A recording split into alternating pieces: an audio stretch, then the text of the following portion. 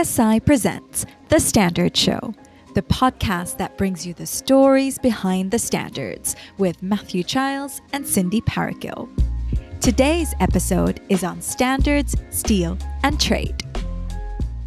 Hello, and welcome to The Standard Show. My name is Matthew Childs, and I am with... Cindy Parakill. Hey, Cindy Parakill, how are you? Moving on up by leaps and bounds. Sounds good. And you? Just trying to be one jump ahead. Nice. Now, the aim of this podcast is to bring you the stories behind the standards. And in this episode, we're looking at standards, steel and trade with the World Trade Organization, or the WTO, the global organization dealing with the rules of trade between nations. And Cindy, this is your episode really, isn't it? It's all about your recent conversation with the WTO. Yes, it is. And an excellent conversation with Michelle Mokaya and Devin McDaniels. So Michelle is a junior economic affairs officer at the WTO. So she works on technical barriers to trade with a background in sustainable development and standardization. And Devin is an economic affairs officer and also the deputy secretary of the WTO Technical Barriers to Trade Committee. Now, actually, Matthew, this is my second conversation with the WTO on climate and trade. The first one was for episode 78, where we discussed carbon emissions, trade, and standards. And what an excellent episode that was. Check out the podcast feed for that particular episode. Episode 78 comes highly recommended. Yes, indeed. Thanks for that. And just in terms of this conversation, the wider context is COP27. So at COP27, BSI, the WTO, and UNIDO ran a session on advancing the green steel industry using international standards, with a particular focus on the developing world. So we got together leading industry players that are driving the decarbonization of the steel sector. So this includes the World Steel Association, Responsible Steel, ArcelorMittal, SSAB, and others to talk about the role of international standards in building trust, promoting innovation, avoiding trade tensions, and also unlocking the much needed finance to enable the transformation of the steel industry. And following that event, the WTO published a report called Decarbonization Standards and the Iron and Steel Sector. How can the WTO support greater coherence? And that is the reason for me speaking to Devin and Michelle, as they are two of the authors of this report. Now, at this point, I should mention that this will be the topic of the upcoming WTO Trade Forum on Decarbonization Standards, taking place at the WTO in Geneva on the 9th of March. Check out the show notes for more details on that. Now, before we hear Cindy's conversation with Michelle and Devin, a reminder that here on The Standard Show, we really welcome your feedback. Please rate and review us wherever you get your podcasts, especially if you listen to us on Apple Podcasts or Spotify. Find and follow us on Twitter at Standard Show and on Instagram at The Standard Show. And check out the show notes for all of the ways to get in touch. Now, in this first part of my conversation with Michelle and Devin, I asked them about the role of standards in the decarbonization of the steel industry. What standards and initiatives exist, and why there is a need for greater coherence of existing standards, and how they think we can achieve that objective. But I started by asking them why it is so difficult to transform the industry, starting with Michelle. In the process of writing this brief alongside my colleagues, it's become evident just how challenging it will be to decarbonize the steel industry. It's quite complex for a number of reasons. So just for background, steel is the world's most important construction and engineering material. It has applications in almost everything you could think of, from buildings to cars to medical devices to utilities like sanitation. So basically everything essential for functioning of society. At the same time, the steel industry is highly energy and emission intensive, meaning it takes up a lot of energy to produce and generates a significant amount of greenhouse gases. It's also been estimated to account for nearly 8% of annual CO2 emissions, as well as being one of the largest consumers of coal globally. So why is it difficult to transform the steel industry? To start with, I think we need to look at how steel is made. And this is where I'll ask, the forgiveness of any industry experts listening as I explain this. I will do my best. So most of the world's steel is made through what's called the blast furnace process. This is something like 70% of the world's steel is made in this way.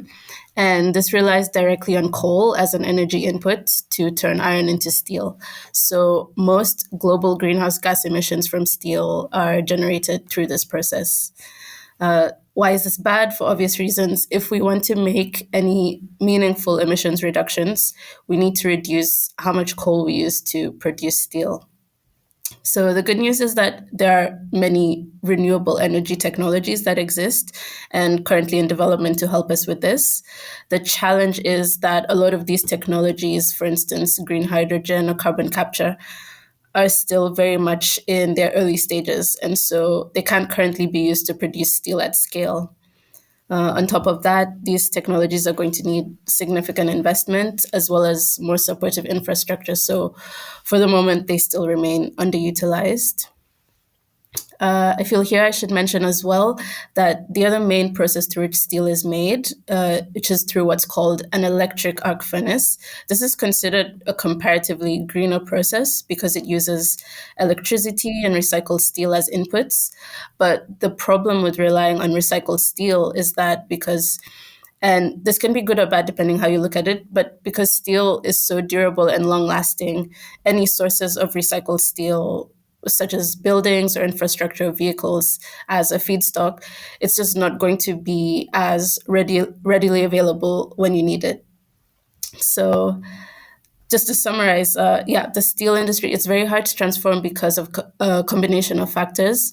For one, it's very locked into these traditional methods of production, the main one being coal-powered blast furnace, and any alternative technologies that we have are still quite expensive and premature. And we also have the additional factor of scrap steel not being as readily available as we'd like. I think one important point also to highlight is the nature of investments in the sector. So, of course, when you build a steel mill, it's a very expensive undertaking. It's a huge amount of infrastructure, and it's usually quite long lived. At least the traditional blast furnace. And so, when we think about the need to decarbonize the sector, it's really important to keep this in mind that if we're thinking about 10, 20, 30 years in which we need to reach net zero, then it's investments that are happening now that in the next years that really need to be helping us get along that path. So I think that's one of the other challenges. Another challenge, which then links to trade as well, is that steel is quite a highly traded product. There's, of course, many different types of steel products. They're of different qualities for different uses, but it is quite highly traded, and that also means that when we think about policy frameworks to try to accelerate the decarbonization of the sector, whether that's carbon pricing or regulatory measures or subsidies or other types of measures, these can have a big impact on the international competitiveness of firms of different countries and obviously on international trade. And so this creates this kind of first mover problem where those countries or regions that take the quickest or first steps might be facing this competitive challenge. So in order to make sure that the decarbonization happens at pace, at scale, we also have to keep in mind this sort of trade dimension as well, and make sure that trade actually is not an obstacle, but rather it's an asset and is supporting the efforts to decarbonize. So, Michelle, what is the role of standards in the decarbonization of the steel industry? So, carbon standards are one way that we can approach decarbonization of the steel industry. And overall, they can be an important tool for climate change mitigation, although certainly not the only policy tools that we have. Our paper focuses on three kinds of standards and why these are specifically important to steel decarbonization, mainly standards that measure process emissions, definitions and emission intensity thresholds for low carbon, near zero, and net zero steel. And finally, product level standards that are based on life cycle assessments and carbon footprints. So, to start with, I can talk about standards for measurement of process emissions. These provide a methodology to calculate facility level emissions and are usually based on a metric of carbon intensity, although some other standards also include other greenhouse gases. So the main ones here are the standards being developed by ISO, the Greenhouse Gas Protocol, and Responsible Steel. Another type of standard that we look at are standards that provide emission intensity thresholds. And these are important because they give us a value or a set of values and an accompanying definition. Having an agreed upon definition for what we would call near zero, net zero, or green steel is important because this enables us to encourage investments into low carbon steel markets, enables price differentiation, and provides information with more clarity to buyers and consumers. And some of the main initiatives and organizations that are setting these thresholds and definitions include the IEA, the First Movers Coalition, the Industrial Deep Decarbonization Initiative, and Responsible Steel. Finally, the third type of standard that we identified as being critical in efforts for steel decarbonization are product level standards, which are based on life cycle assessments and carbon footprints. These are a bit broader as they cover wider boundaries, including additional stages of production, and they may even take into account the end use of the product. So these have implications for trade as they are able to communicate more specific information about the carbon footprint, for example, for finished or semi-finished steel products, and may be needed for compliance with trade-related climate measures. So some product standards that we identified include standards by the GHG Protocol, ISO, and the World Steel Association. So I'll move on to discuss some of the challenges that we identified. Each of these categories of standards has their own set of challenges. For instance, we see that with process measurement standards, they focus on four main aspects that they cover. This was identified by the IEA. So the first is on the emission scope and the greenhouse gas that it looks at. The second is the supply chain scope, which covers activities upstream and downstream. The third is its granularity, which means does it cover the facility level, company level, or production route? And last is what is the measurement methodology, rather, meaning what data and information is needed. So our paper reviewed the main standards that we have today, and from that you can see that there is such a variety in how they approach all these four aspects. Just to give an example, the GHG protocol standard focuses specifically on blast furnace production, while the ISO standard focuses on all steel production methods. Another key difference is, for example, the responsible steel standard, which focuses on all greenhouse gases, while we see that the European standard focuses on carbon alone. So these are just some ways that these standards differ, and in the end, this may have implications on the values we arrive at. Maybe just to add here onto what Michelle is saying, is that it's of course when we're talking about measurement and having confidence in the underlying measurements, it's really important that these are done in a consistent, comparable, and transparent way, so that everyone is measuring in the same way. And so that's something I think that is a key thing to keep in mind as we try to advance the decarbonization of the sector. So why is all of this a challenge for trade? So I think there's a couple of issues that come up, and we've heard about these definitely from different stakeholders, companies that are trying to contend with this proliferation of different definitions, thresholds, metrics, and just a lot of things developing at the same time. I think from a first point of view, I mean, if we look at the business angle, of course, when there's a great fragmentation of standards, and if these are also picked up in regulations later, this costs time, this costs money, this costs energy, because these companies need to, do the same assessments multiple times, and provide that information. And so that's just a pain point for businesses. But also more generally, when you have very different standards that are used by different regions and different countries, this can also then create friction in supply chains. Products and inputs can't move as freely.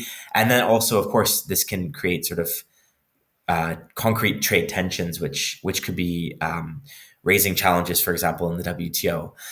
And I think then, more broadly as well, the fact that we have a lot of standards, it's clear that there's a lot of interest and focus on this area, and a lot is happening. But this also then means that there is a bit of uncertainty as well. For example, for investment in decarbonization and in the near zero steelmaking technologies that companies need to be investing in today. So the more clarity that can be provided on which standards will apply, and how they sort of match up with each other, the better, I think, from the point of view of both trade and decarbonization. So, exactly as Devin mentioned, having this clarity is important. And part of this challenge arises from the fragmentation of the definitions and emission intensity thresholds that are being put forward. So, we see that the most common definitions being put forward are for near zero and net zero emission steel, with several initiatives and organizations assigning a value for what we would call near zero and net zero steel. And for the most part, we can see that there is some alignment towards common values. For instance, the emission intensity threshold for primary steel, which is steel made from the blast furnace, Responsible Steel and the IEA have put out the same value, which is zero point 0.4 tons of carbon per ton of crude steel, and the same value of zero point 0.05 tons of carbon per ton of crude steel for secondary steel. However, you also see that initiatives such as Mission Possible Partnership, Steel Zero, and Sustainable Steel Principles will all have different thresholds for both primary and secondary steel. And for some, even within these thresholds, there is a sliding scale. So there's an even greater range of values for what would constitute for near zero, net zero, or low embodied carbon steel. You have, for example, the IEA, which has a subdivision of its near zero emission threshold that looks specifically at the context of different countries and regions, as well as their energy systems. So it could be argued that even the definitions of near zero and net zero will mean different things in different contexts. And exactly as Devin said, all this fragmentation and diversity will have negative impacts on trade by potentially creating these high compliance costs for producers and causing them to have to adjust their production to comply with all these different standards. What is the solution here? How can standards help avoid trade friction? So that's the big question on whether there actually is a single solution or if it would be preferable to have a common global standard. What we've heard so far in stakeholder consultations is that converging on a single global standard may not be practical or desirable. It may not be likely that we would get to that point because of the different contexts that steel producers operate in, the quality and accessibility of data to assist with this kind of reporting, as well as what renewable energy technologies are available to them. So I leave this question open as this is something we're hoping to find more about, specifically what aspects we can actually converge on, if any. I think it may be more helpful to think along the lines of what are the main priorities for any standards we adopt, which we outline in our paper, namely that the standards developed should be globally relevant, technology neutral, they should be science based and ambitious. They should be transparent, as well as having well understood scopes and boundaries. And importantly, they should take into account the needs and participation of developing countries. So I think having these underlying principles will be a helpful place to start. Beyond that, it might also be useful to take the approach of having building blocks to achieve greater alignment, which allows for gradual progress by setting interim targets while also taking into account the different standards, definitions, and thresholds that currently exist. So I'll maybe pass it on to Devin to share his thoughts on what he feels the solution could be.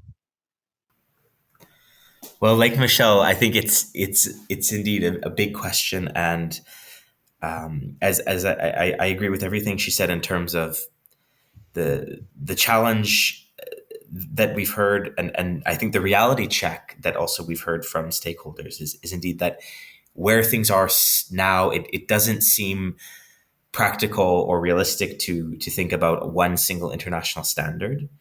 Hopefully, we can all measure at a minimum in the same way, and have a sort of single common basic approach for measurement, which seems to be something that is more or less happening today, or is coming. I think, but indeed, in terms of thinking about the what can be done if we are going to have different standards, they need to talk to each other. They need to take into account different situations, and I think the sort of points that Michelle just laid out, which we've heard from our discussions with stakeholders, are really important. And one, I think, key one is thinking about that any sort of definition and quantitative threshold for net zero steel needs to be very cognizant and reflect the fact that there are different ways of producing steel and different technologies. So you shouldn't favor one technology over another. And also, it's really important.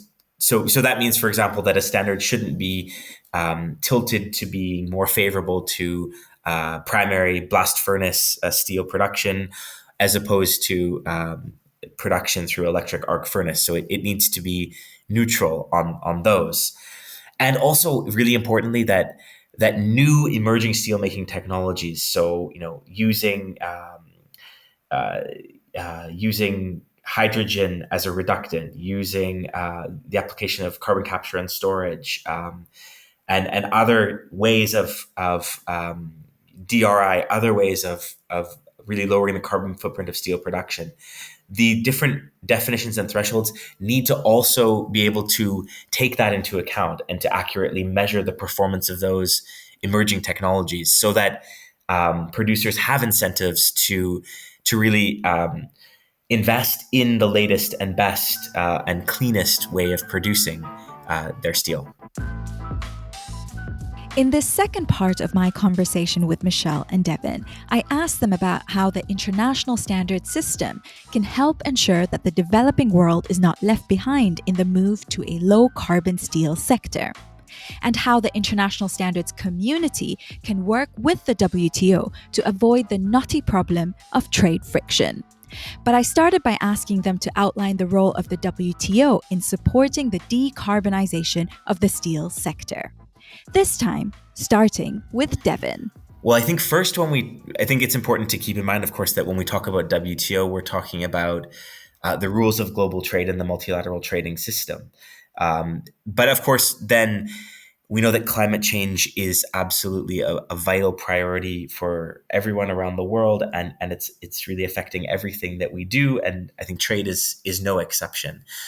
And so when you look at what's happening in the WTO, you see that members they have discussed quite a bit around the intersection between trade and climate change, and the types of measures that countries are taking to decarbonize their different sectors, including heavy industry sectors such as steel.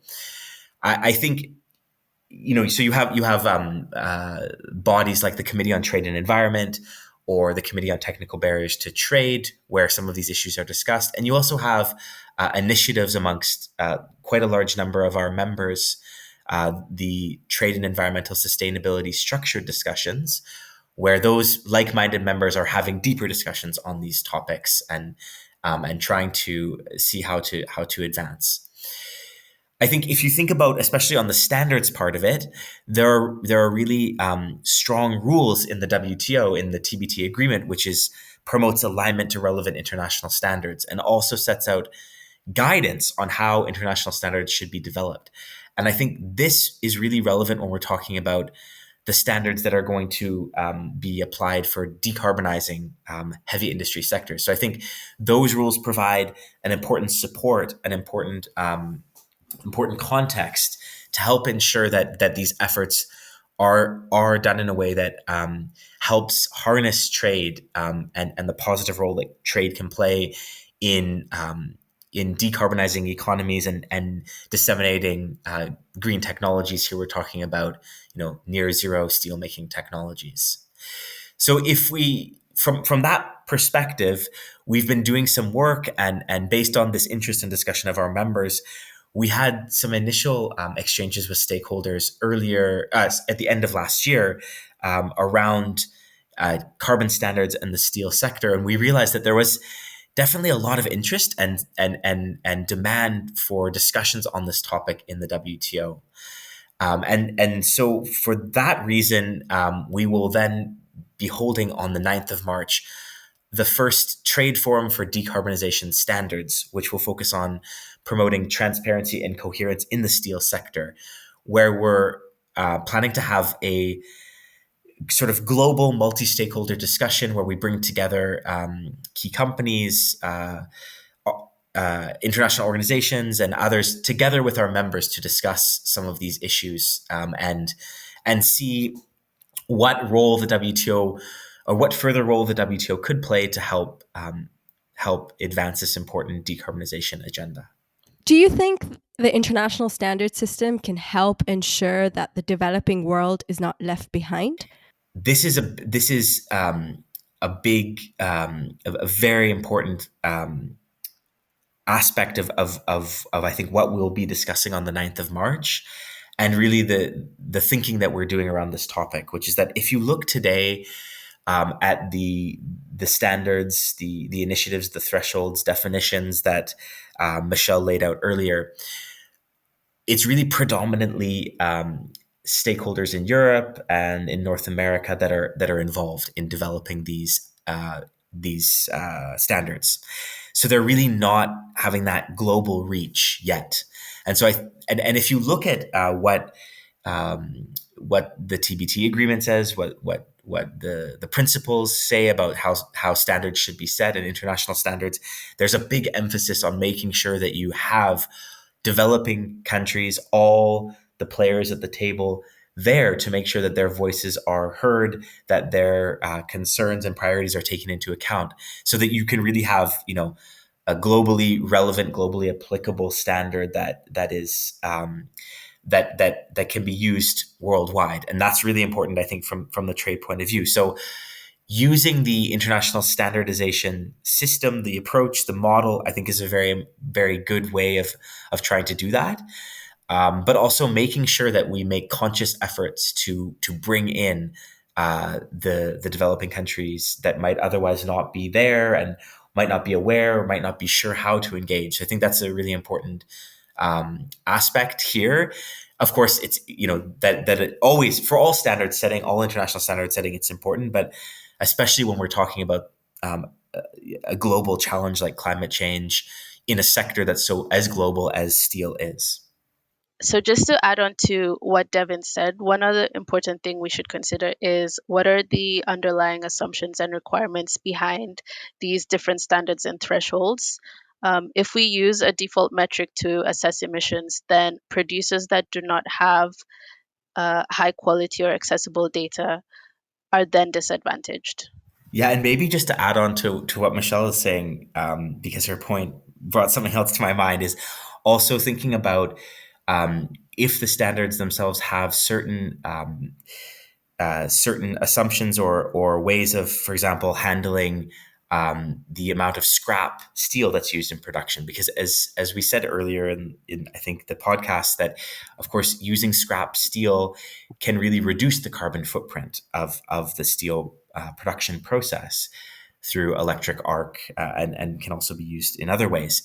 But the availability of scrap varies quite a lot. And so in developing countries, there's much less scrap available just because historically they have a lower amount of steel stock. So those types of sort of built-in structural challenges need to be taken into account in these efforts to set globally relevant standards. So, Devin, how could BSI and the international standards community help you to deliver the next steps on this journey to avoid trade friction? Well, I think there's so much that needs to be done, so much more work that needs to be done to understand, I think, the different needs, challenges, gaps that exist, and of course, there are many different people and different organizations that are doing a lot of important work on this topic already. Like we mentioned some of them earlier, like the IEA, OECD, the UNIDO with the IDDI, Responsible Steel, and others, many that are working on this. But I think it's really important that the international standard setting community, of which BSI is a part, also has a key role to play. We know that the international standard setting system has a really good track record of achieving global consensus on these issues. So in these efforts that are ongoing amongst in these different initiatives, which are, I think, today not necessarily global, we will need really to bring them to the wider audience. And so I think the international standard setting fora will be really important to help do that. And I also think there's a lot of important work that can be done to understand and to better map out what is actually happening in different countries. So at this stage, I think we know more or less about the measurement standards, the methodologies, how they differ, but then how does this interact with existing laws, regulations that are on the books in different countries, and I think that will be the next step when these standards actually start being called up and referenced in laws, in trade measures. That's when I think many of the challenges may arise. So the more we know about the current state of play, I think the better in terms of trying to promote a more coherent, transparent, aligned approach towards decarbonizing the sector. So, Michelle, any final words from your side? Just to say thanks very much for having us on your show, and that we're really looking forward to our event on the 9th of March and hearing from stakeholders and members on their perspectives. And we encourage as many people as possible to attend. It will also be live streamed for those unable to join us in Geneva, so do look out for that. Super. Thank you so much to you, Michelle and Devin, for being such fabulous guests. And from our side, we very much look forward to the 9th of March event in Geneva. Thanks a lot. You have been listening to an episode of The Standard Show with Matthew Childs and Cindy Paragill. Subscribe to us now, wherever you get your podcasts. You just heard a Stripped Media production.